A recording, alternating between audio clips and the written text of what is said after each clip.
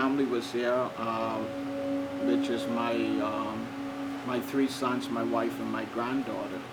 We was here, and one of the windows in the house got burst out after about half an hour of the hurricane, and we were trying to fix that window, which is in the other side of the house, me and my other two sons. Then from then, the wind just started howling and blowing, busted glass. We realized that we wouldn't have been able to secure it, so we decided, you know what, it's time to get out of here. But before I could move in my bedroom, my wife came and told me the windows in the bedroom bust out also.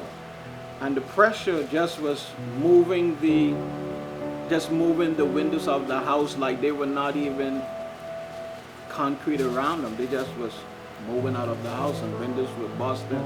It was scary to my granddaughter. She started to panic. And so my wife couldn't panic so she could bring peace to her, because she started hollering, "Grammy, it's time to go, let's go, let's go, let's go."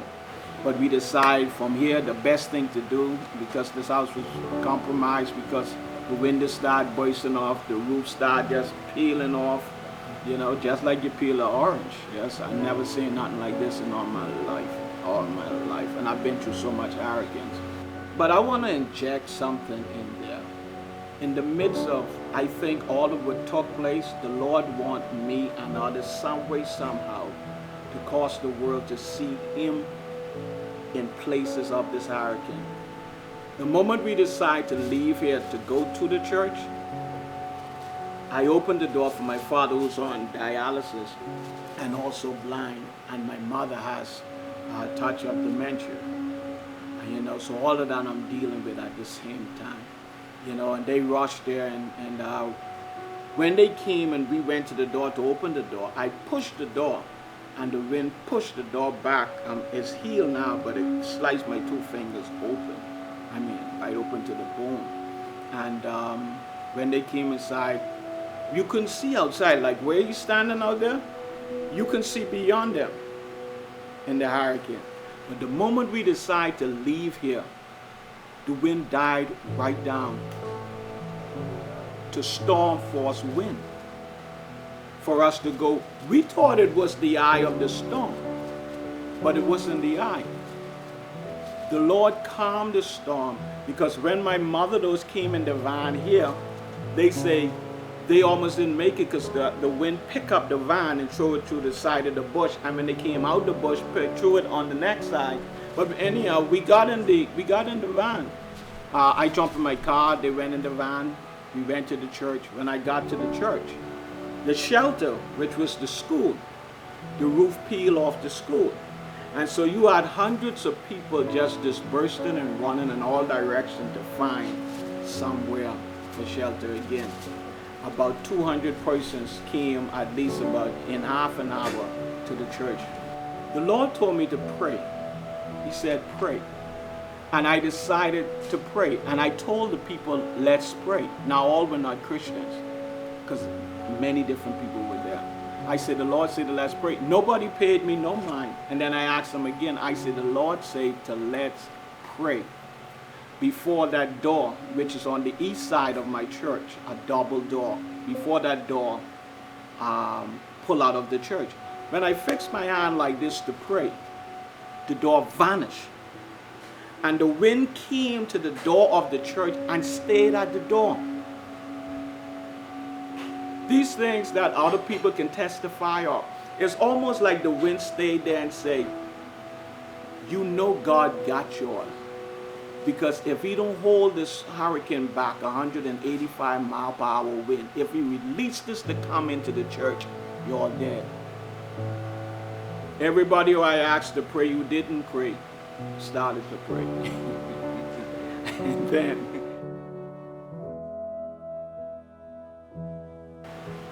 I had the light in my hand, and when I came in the sanctuary, I was shining to make sure I don't step on nobody.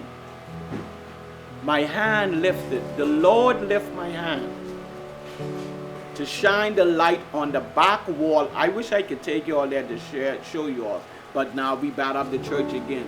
But behind the pulpit is a wall which is 60 feet wide by 24 feet high, and every 10 foot is actually a column and then you have an 18, 16-inch belt that runs through that. Nothing's supposed to move that wall. The light went up and shined on the wall. Believe it or not, where my hand stopped, when I looked, the wall was breathing. The wall was bending. A lot of people saw it there, but when I tell people about it, they say, how can a concrete wall bend? The force of that hurricane had the wall bending. My mother, my father, my brother-in-law, my wife, my 3 sons, my granddaughter, all my family was right at the feet of the wall. Somehow, something happened where all of them had something to do. God is so faithful. All of them at that moment had something to do. And they moved from where the wall was. All I heard was, but a 2-inch hole came in the wall. I said, I think y'all need to move faster. Y'all need to move. This wall, something's happening here. All I heard was, and it opened up at least about 2 to 3 feet. All I could have done was holler, run, run.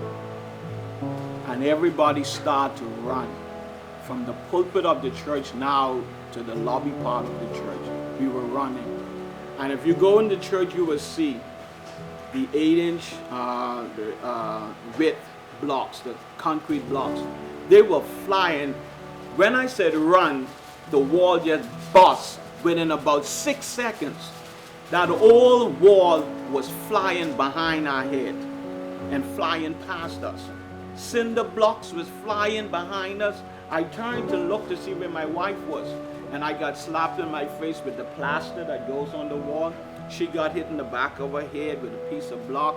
My other son got hit in his head in the back of his head with a block. Before we can get to the door, what was on the outside of the church, the 185 mile per hour wind, was now in the church. It picked all of us up and threw us.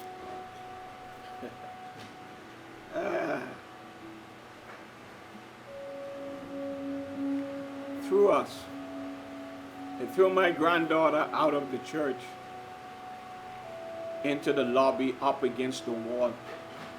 Then it threw me, and then it picked up my wife. When I looked for my granddaughter, I finally find her. She said, Papa, I'm right here. And she hold me, I hold her. When I looked, my wife came out. She hit the ground and slid on the tile up against the wall. Then other people flying out all the doors. My last son, he got threw out. He hit the lobby wall and skid on the floor outside the church.